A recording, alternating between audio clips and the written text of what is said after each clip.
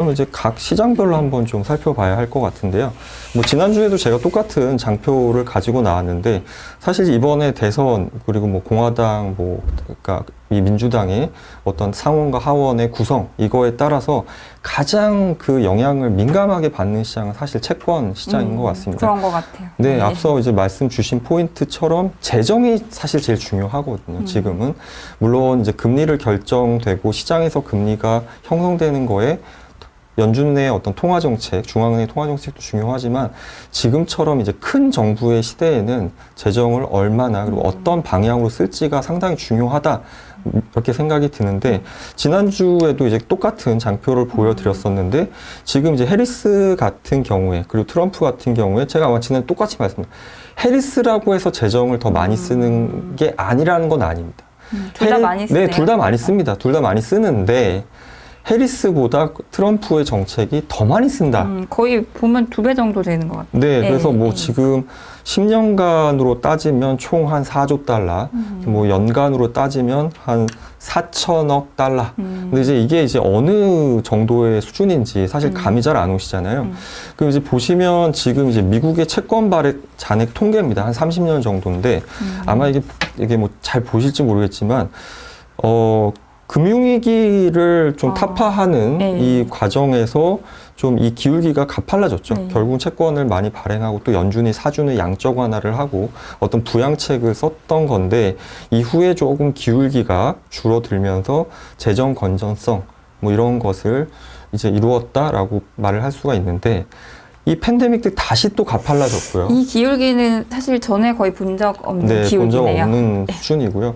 굉장히 가팔라졌고 지금 이제 한 2021년에 조금 기울기가 줄었다가 또 이제 다시 지금 가팔라져 있는 상황입니다. 그러면 트럼프가 되면 더 가팔라진다는 그럴 건가요? 가능성이 더 높고요. 가팔라진다. 앞서 이제 말씀드린 것처럼 재정 소요가 한 4천억 달러 정도 됐었기 때문에 지금 연간 기준으로 채권 발행 잔액이 한 2조 3천억 정도 늘어나고 3년 동안 그랬는데 여기에 4천억 달러가 더해지면 거의 한 10에서 한 15% 정도 되겠네요.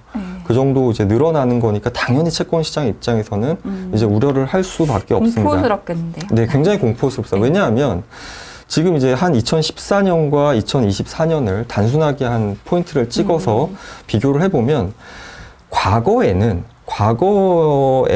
이제 뭐 연준이라고 양적 완화를 하던 시기였었기 때문에 민간이 가져가야 하는 부담이 상대적으로 좀 적었어요. 근데 지금은 연준이 양적 완화 종료했고 좀 QT를 하고 있는 통화정책 정상화를 하고 있는 시점에 만약에 재정을 늘린다라고 하면 민간이 가져가야 하는 몫이 다 늘어난다. 우리가 사줘야겠네요. 그렇죠. 대학. 예, 우리라고 하는 게 결국은 이제 누군가 사줘야 되는 거죠. 그러니까 뭐 물건이 많이 공급이 된다는 얘기는 물건값이 결국 떨어진다는 건데 채권 가격이 떨어진다는 얘기는 결국은 금리는 올라간다라는 얘기죠.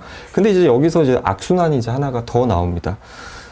지금 채권 발행 잔액이 계속 증가하고 있는데 또 금리는 올라가고 있어요. 그러면은 결국은 미국의 재무부, 미국의 재정이 부담해야 하는 이자 비용은 같이 올라가는 거죠.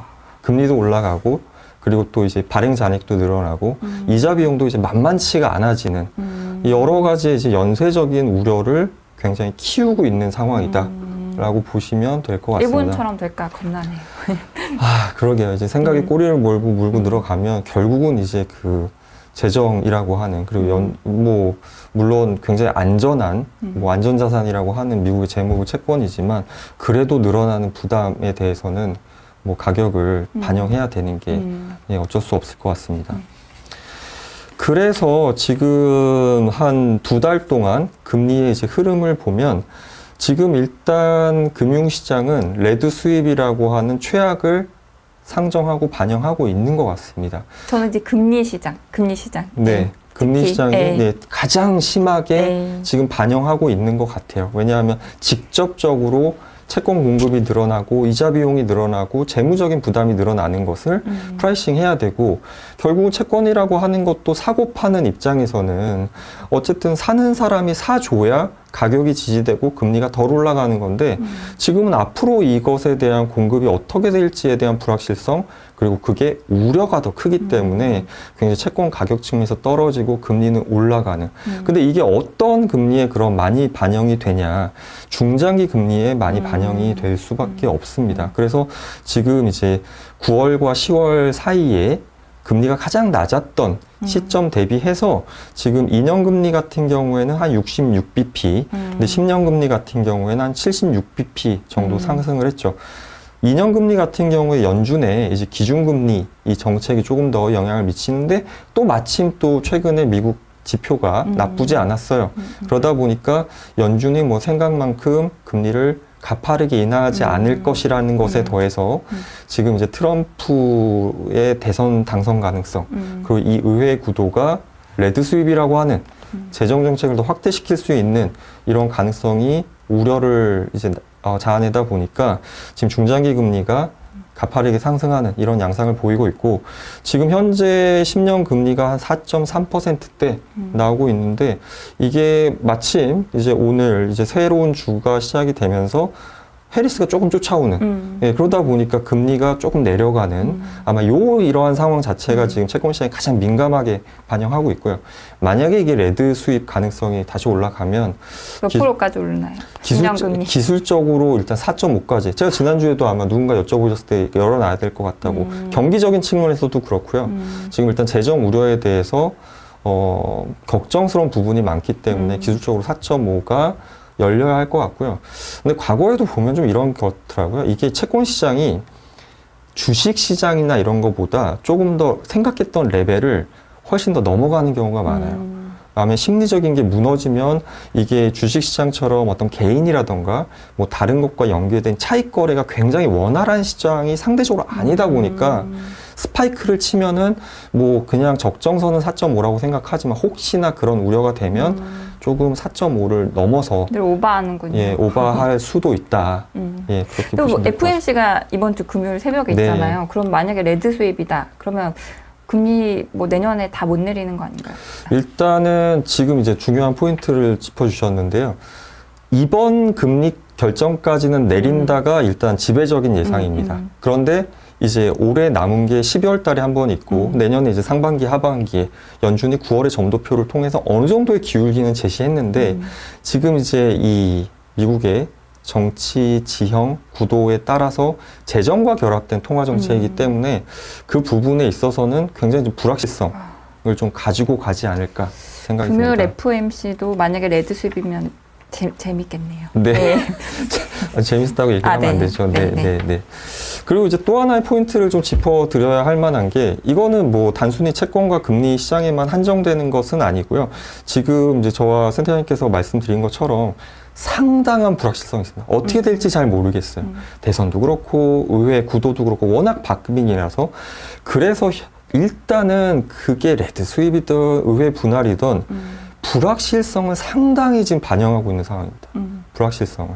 그래서 이것이 이벤트가 지나고 났었을 때 불확실성이 뭐 어떤 결과든 불확실성 해소가 주는 좀 호재. 예, 이건 있을 거라고 생각이 금리 좀 빠질 수 있다는 네, 말씀이시죠? 그런 재료로 작용할 수 있고요.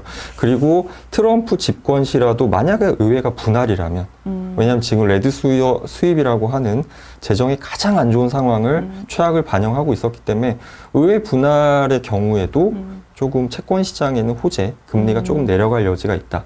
그리고 이제 마지막은 뭐 그냥 재밌으라고 저도 하나 넣어본 건데요. 검색을 하다 보니까 지금 일론 머스크가 트럼프를 위해서 열심히 뛰고 있습니다. 예, 열심히 돈도 뛰고, 주고. 네, 돈도 주고, 뭐 열심히 뛰고 있는데, 뭐 저도 이런 그 멘트, 이런 뭐 부서가 있는지 좀 없어요. 미국에 없는데, 정부 효율성 위원회, 이게 영어로는 일부러 그 테슬라의 머스크가 발행한 도지코인이라고 하죠. DOGE. 이 정부 효율성 위원회의 영문 이니셜이 DOGE입니다. 어떻게 그렇게 되나요? 네, 그렇게 만들었습니다. 네. 그래서 지금 이러한 것이 근데 또 이분이 주장하는 게 뭐냐면 자기가 만약에 비용 절감 장관에 임명이 되면 연방 예산을 2조 정도 줄일 수 있다.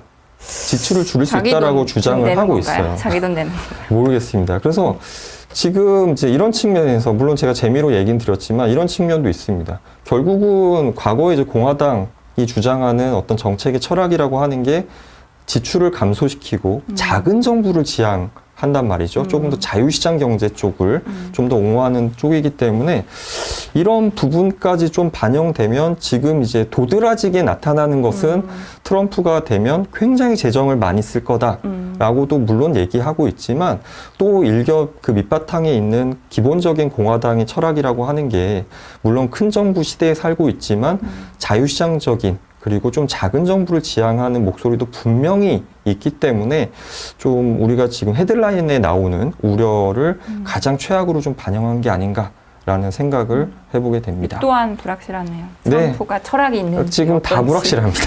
지금 너무 박빙이고 그렇죠. 왜냐하면 어떤 선거판에 이런 또 일론 머스크라고 한 사업가가 뛰어들어서 또 이런 것까지 주장하고 있기 때문에 뭐 여러 가지 측면에서 많은 새로이 경험하는 불확실성이 곳곳에 산재되어 있다. 그것을 많은 부분 시장이 프라이싱하고 있다라고 요약을 할 수 있겠습니다.